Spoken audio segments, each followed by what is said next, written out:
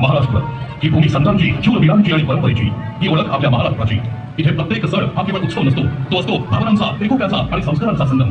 गणेशोत्सवाचा जल्लोष, दिवाळीचा प्रकाश आणि गुढीपाडव्याचा नवा आरंभ, वारकऱ्यांच्या ओव्या, टाळ मृदंगाचा नाद आणि विठ्ठल नामात रंगलेली भक्ती, हे सारे रंग महाराष्ट्राच्या संस्कृतीला उजळवतात। हाच आहे आपल्या परंपरेचा आत्मा, नागरीचा ठेका, कोकणांची शौर्य गाथा आणि लोककलेतून उमटणारी जनभावना, हीच आहे आपल्या संस्कृतीची ओळख। संस्कार, आदर आणि एकोप्याची शिकवण देणारी ही परंपरा आपल्याला जोडते, घडवते आणि यशस्वी बनवते। महाराष्ट्र फक्त एक राज्य नाही, तो आहे आपला अभिमान। आता आपण अनुभवणार आहोत एक अद्भुत प्रवास, आकाशात पसरणारे विविध रंग, प्रकाश यांच्या संगतीने महाराष्ट्राच्या संस्कृतीचा, परंपरेचा आणि अभिमानाचा इतिहास।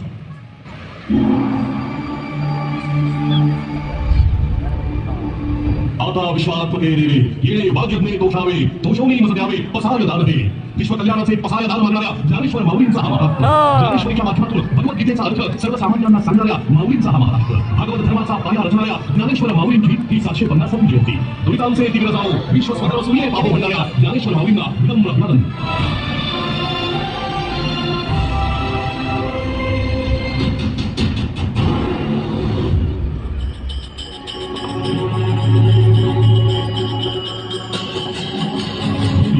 आणि देवाचा साक्षात अनुभव म्हणजे पंढरीची वारी। 28 युग आपल्या भक्तजनांसाठी कन्येवाडी हात ठेवून विटेवरी उभा असलेला सावळा विठुराया आणि त्याची सोबतीण रखुमाई।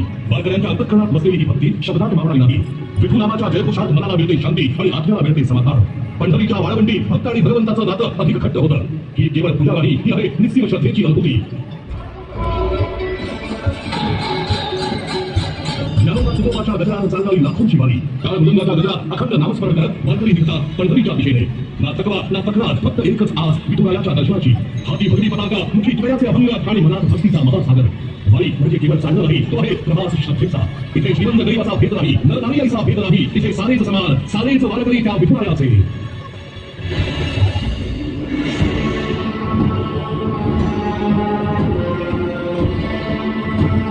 वारकऱ्यांच्या भक्तीचा उत्कट अंशकार म्हणजे रिंगण सोहळा। हा क्षण फक्त पाहण्याचा नसतो, तो अनुभवण्याचा असतो। घोड्यांच्या दवडी उडणारी माती आणि त्या मातीत मिसळलेली भक्ती। रिंगण म्हणजे श्रद्धा, समर्पण आणि परंपरेचं सजीव रूप। भेदाभेद अंग वैष्णवांचा धर्म, इथे फक्त एकच ओळख, वारकरी विठुरायाचे वारकरी। शतकानुशतके चालत आलेली ही परंपरा वैष्णवांची।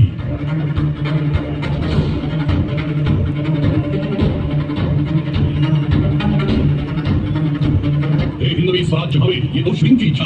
गुलामगिरीत चिपट पडलेल्या महाराष्ट्राला स्वराज्याचं स्वप्न दाखवला ते छत्रपती शिवाजींनी। धैर्य, बुद्धिमत्ता आणि दूरदृष्टीच्या जोरावर उभं राहिलं हिंदवी स्वराज्य। शिवछत्रपतींच्या प्रत्येक लढाईत होता शौर्याचा तेजस्वी इतिहास, त्यांच्या प्रत्येक विरोधात होता न्यायाचा ठसा, स्त्रियांचा सन्मान, धर्मनिरपेक्षता आणि प्रजेसाठीची बांधिलकी। गडकिल्ल्यांच्या भक्कम बांधणीपासून आरमार उभारण्यापर्यंत ज्यांनी घडवला एक सशक्त महाराष्ट्र, ते नाव म्हणजे छत्रपती शिवाजी महाराज।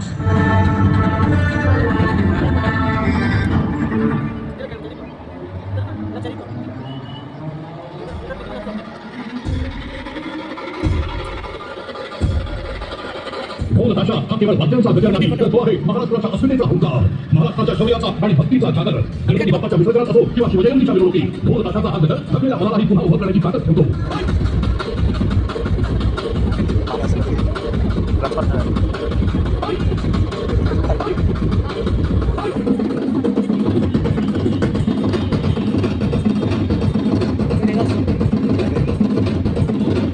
गोकुळाष्टमीच्या दिवशी जेव्हा हजारो गोविंदा थरावर स्थळ लावून आभाळाला दर्शनी घालतात, तेव्हा ते जगाला सांगतात आम्ही एक झालो तर अशक्यही शक्य आहे।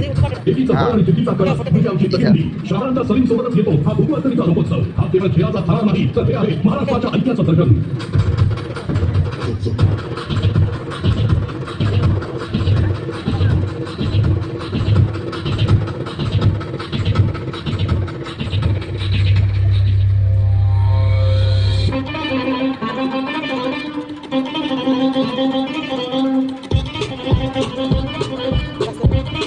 स्वप्नांची नगरी, कधीही न थांबणारं शहर मुंबई। इथे प्रत्येक माणूस स्वप्न घेऊन येतो आणि मेहनती गर्दी पूर्ण करतो। उंच इमारती, गर्दीची लोकं आणि धावपळीचं जीवन, पण या सगळ्यात आहे एक वेगळीच ऊर्जा। दिवस असो वा रात्र, मुंबई कधीच थांबत नाही। चित्रपट सुट्टीपासून शेअर बाजारापर्यंत ही आहे भारताची आर्थिक राजधानी आमची मुंबई। मुंबई फक्त शहर नाही, ही आहे एक चित्र।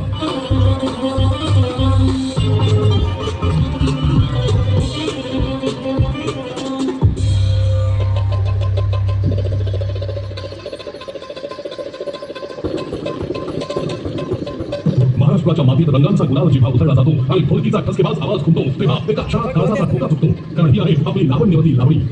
रावणी म्हणजे सौंदर्याचा एक अद्भुत दागिना जिच्या नजाकतीला आणि अदाकारीला तोड नाही.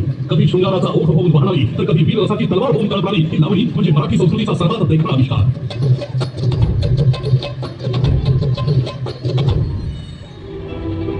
जनतेच्या उत्थानासाठी झुकणारे, समाजातील वंचितांसाठी लढणारे रयतेचे राजे म्हणजे राजर्षी छत्रपती शाहू महाराज. राजसत्तेचा उपयोग त्यांनी स्वतःच्या वैभवासाठी नाही तर समाजातील दुर्बल घटकांच्या उन्नतीसाठी केला.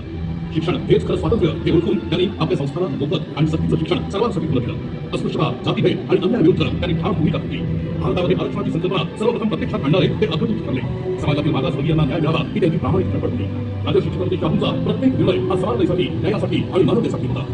आजही त्यांचं कार्य आपल्याला हेच शिकवतं, सत्ता ही सेवेसाठी असते. हीच आहे एका लोककल्याणकारी राजाची प्रेरणादायी गाथा, राजर्षी छत्रपती शाहू महाराज.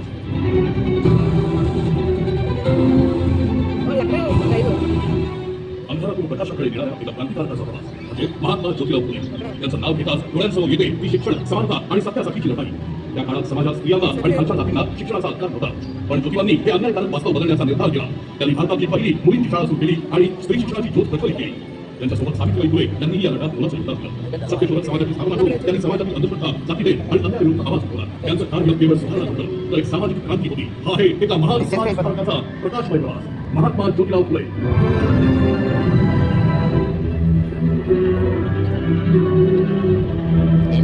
अन्यायाच्या अंधारातून न्यायाच्या प्रकाशाकडे वाटचाल करणारा एक महान योद्धा, भारतरत्न डॉक्टर बाबासाहेब आंबेडकर. भारतीय संविधानाचे शिल्पकार आणि समानतेचे प्रतीक. अत्यंत प्रतिकूल परिस्थितीत जन्माला येऊनही त्यांनी शिक्षणाच्या काळात जगाला आपली ओळख करून दिली.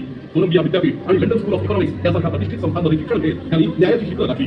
जातीय अन्याय, भेदभाव आणि अस्पृश्यतेविरुद्ध त्यांनी आयुष्यभर संघर्ष केला. भारतीय संविधानाची निर्मिती करून प्रत्येक नागरिकाला समान हक्क आणि स्वातंत्र्य, न्याय दिला. शिका, संघटित व्हा, संघर्ष करा हा त्याचा संदेश आजही प्रेरणा देतो. हा आहे एका महान विचारवंताचा, समाज क्रांतिकारकाचा तेजस्वी प्रवास, भारतरत्न डॉक्टर बाबासाहेब आंबेडकर.